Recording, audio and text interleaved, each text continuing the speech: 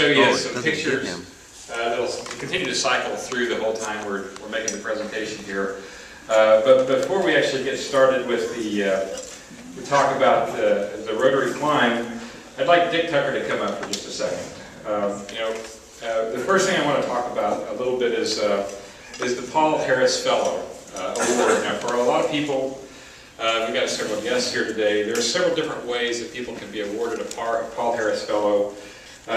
Normally, Rotarians can make an additional contribution whenever they pay their dues, and over time they build up enough, they build up a $1,000 contribution to be able to become a Paul Harris Fellow themselves. The Rotary Club, as we did with Harold Heiner, earns points anytime people in the club contribute to the International Fund, and so the club develops points and they can also award Paul Harris Fellows. And today we'd like to use a third option for creating a Paul Harris Fellow.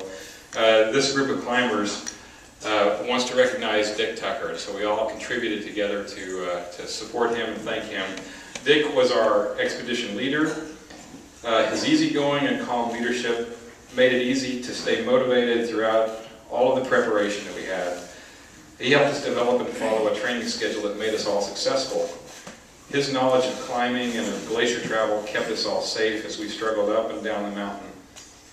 He reminded us in his unassuming way to stay focused and be careful even on the way down. I recall more than once when we had headed back and some were celebrating their moment on the summit, and Dick would say something like, "Well, so far so good, but the climb isn't over yet." And he took on a huge responsibility of getting people safely up and down the mountain. And that wasn't a small task, because some of us were literally at the edge of our physical abilities by the time we got through with this hike. So our gratitude and respect for Dick's willingness to provide his expertise to this group of Rotarians, and because on July 9th and 10th, Dick Tucker successfully led our 4 rope teams to the summit and back, we each decided to make contributions to the Rotary International and award Dick a Paul Harris Fellow. Now, this is the 3rd time that Dick has been awarded the Paul Harris Fellow, but I'd like to present him with this and as a thank you from all of us for his efforts to get us successfully to the summit and back for Mount Baker Theater.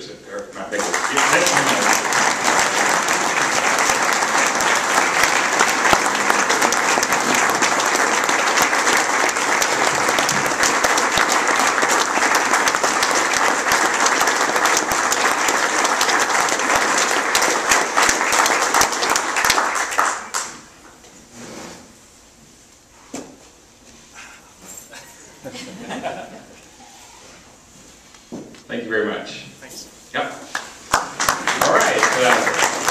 I'd like to move on a little bit. We divided up into 4 different rope teams, and each of the rope teams were separated sometimes by a long ways across the mountain. So each rope team had to have a specific person that really knew what they were doing in case there was something that happened. We didn't really have too many instances where we had things happen, but it was great to have knowledgeable people on each rope team to make sure that we were all safe at all times. And so, Peter, why don't you come up? We have a gift for you as well. I want to thank you for your efforts. He was actually on my rope team, kept me safe, and Doug and Dell and Sandy were all on your rope team. So, thank you, Pete. All right. Mike Crowley. This is Mike Crowley. He's actually not a Rotarian, but he should be. And he was one of our rope leaders, a good friend of Dick's, and he went on a lot of the training hikes with us and was also one of the rope leaders. So thank you very much. Appreciate it.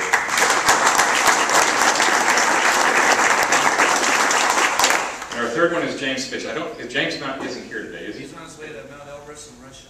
Mount Elbrus. Now, James is the 3rd leader. We got him at the last minute. He did Mount Baker on our climb on Friday and Saturday, and then he went down Tuesday and Wednesday that same week and climbed Mount Rainier, and then the weekend after that he came back up to Mount Baker and went up a different way and climbed it again within a week. So he was our other leader, and I'll send this off to him. Obviously he's too busy climbing other mountains right now to be here, but Anyway, those guys all deserve a big round of applause. They really helped us, kept us all safe, and managed all the rope teams. So guys, thanks a lot very much for what you're doing. And the last thing that I want to talk about before we go is that we spent a lot of time in training hikes and in preparation, and not everybody that went on the climb. We had a couple of people that actually did a lot of the training hikes, even though they didn't make it on the climb. Mike Plinkovich is one of them. He was a very regular guy, and we had a lot of fun and a lot of conversations with him on those training hikes. Even though he didn't make it all the way to the summit, we thought about you and we appreciated all the efforts that you had. And also Bruce Nichol, Bob Nichol's son, went on a lot of the hikes. Wasn't able to finally make the climb, but was a very dedicated regular. So those guys should also get some of the recognition, and they had a lot of fun. It was a lot of camaraderie that was developed with all these guys up here. So appreciate you guys doing that too as well. And now, just to keep the length of the presentation within the limits of the club here, I asked a few people, Bob Deal, Rick Wright, Peter, and Mike Redburn to come up and say a few words, and if we have time, we'll answer questions from everybody else. But those guys, I think, have prepared some comments. And I also want to recognize Mark Niddle for putting all the slides together and compiling them in a usable fashion here today. So first off, let's start off with Bob, and I'll let you just pass the microphone around. Thanks, Brad. I have one more thanks. The mother of all climbers is Brad Burdick. And Brad kept us all administratively in line. He would email us. I don't know that he used his computer for anything but emailing to the climbers. All the training hikes that we had to do, make sure that we were at the right place at the right time. He researched climbing gear at every place in Whatcom County, and I think he spent, every time I was in REI, he was in there, probably before me and after me. He made us aware of all the specials that were going on. Brad did a lot of work for us, and that's why I call him the mother of us hikers. And I would like to give Brad a copy of Coma Cultion, which was a locally written and produced book about the history of Mount Baker, and I think you'll find this extremely interesting. And I would like everybody here to sign this book before you leave today, okay? Thanks a lot.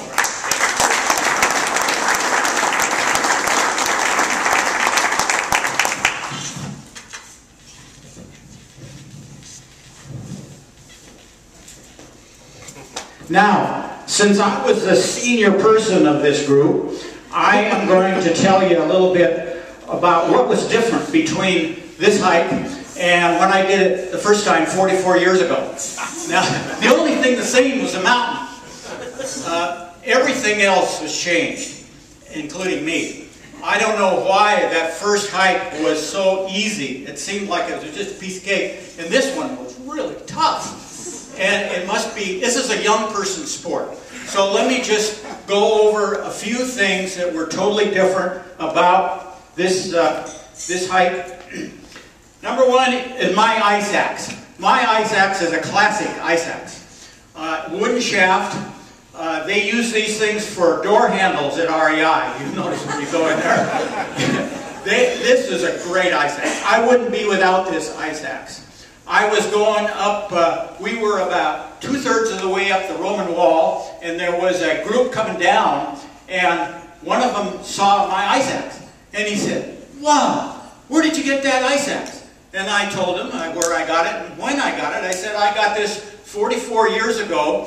And then I was pointing down the hill. I was coming up towards Sherman Peak and the crater, going up the Roman wall with this ice axe 44 years ago. And he laughed and he said, 44 years ago I was breastfeeding. How do you think that made me feel?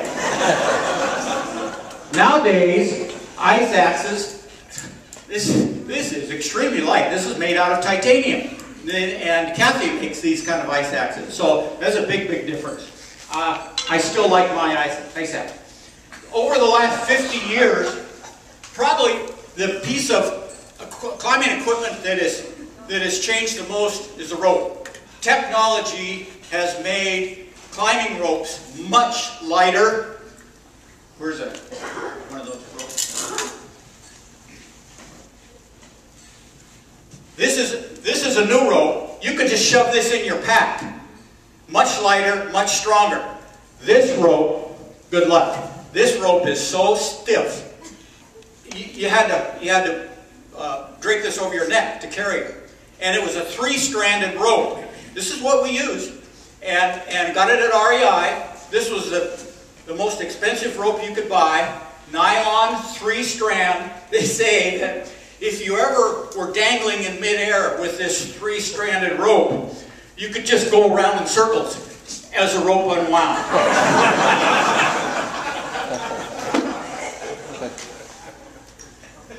Okay, the next are the boots. Brad will see this in his book, but early climbers used logger boots, high-topped logger leather boots. I used my army boots. I was in the black shoe army. Some of you were probably in the brown shoe army, and some of you were in the tan suede shoe army. Those don't make good climbing boots. But my army boots made good climbing boots with vibrant soles. Nowadays, look what you use. They're plastic.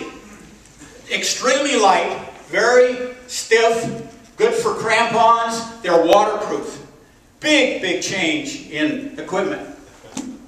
Several of us rented those boots, and several of us got wicked blisters in those boots. The other is a pack. A lot of you have heard of Kelty. Kelty, I think, still makes backpacks.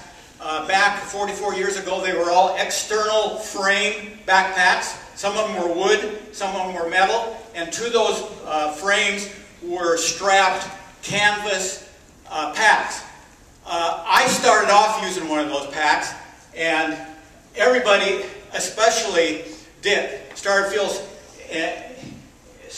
sorry for me, because you get bent over and the pack would move on your back and it would just pull you over. You get back too far, the pack would move back on you and pull you down. I had several of those kind of falls. So Dick loaned me one of his packs. Now, these are internal frame packs. I can hardly lift this. This is what Dick uses just for training. And this pack conforms to your back. It stays with you if you bend over sideways or backwards or forwards. It doesn't move on you. So, big, big improvement. And you can lift that. After this thing is over with, come and see what Dick trains with. And you know why he's so tough. The other is food. On my first trip up, I guess I was young and cocky, and I took a cast iron frying pan with me. And dangling on my pack, and one of those Kelty packs, and I didn't know the difference. And so we got up about, I don't know, it was dark, really dark. And so my partner and I cooked real bacon and real eggs for breakfast. And now we took this freeze-dried stuff from REI. It's delicious. John Griggs and I shared spaghetti and meat sauce for dinner. You just pour hot water in this foil bag and let it sit for 9 minutes.